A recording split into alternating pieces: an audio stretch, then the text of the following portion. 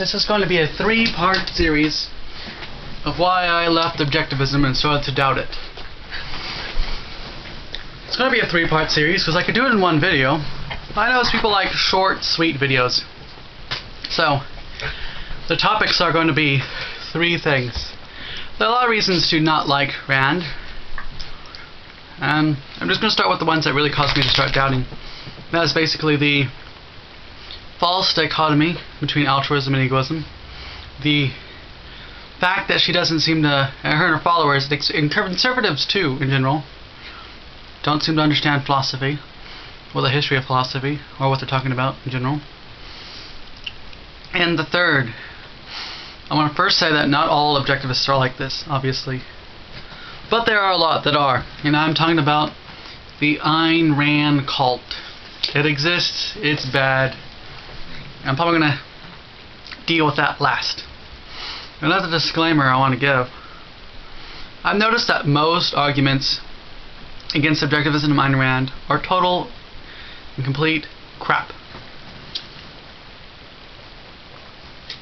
Like the Atheist Experience show, did a special called Objecting to Objectivism, which show that they knew nothing of Ayn Rand. And I think about 80-90% of the objectants I hear on the internet or in real life, within about 5-10 seconds, it becomes very clear that they're basing all their texts on Ayn Rand and objectivism from hearsay and not from actually reading any of their books. Because there's some people who make arguments against Ayn Rand that come off something like this.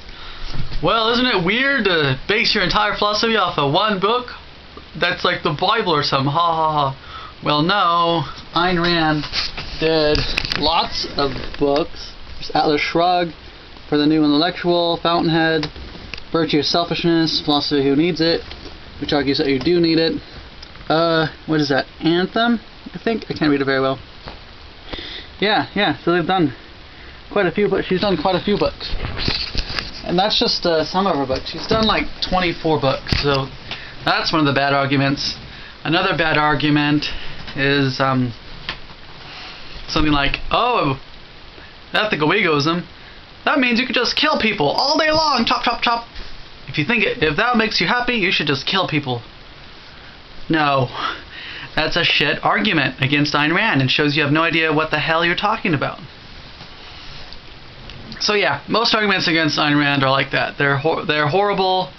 They, within very quickly, and by the end of it, they're certain that the person who's making the objective against Ayn Rand has no idea what they're talking about. Some of them don't even understand that she wasn't entirely political. In fact, Ayn Rand thought that politics was the lesser philosophy. It was the most inferior form of philosophy. That you had to do everything else first. You had to figure out epistemology and metaphysics first, and then, ethics, and like politics was not her primary thing.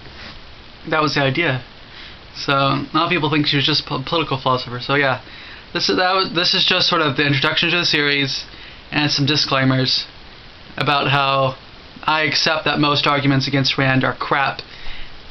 And I'm hoping that my 3 videos are a part of the small minority of objections to Ayn Rand that are actually not crap, because I was an objectivist for a year and a half, and during that year I read like 3,000 pages of objectivist literature.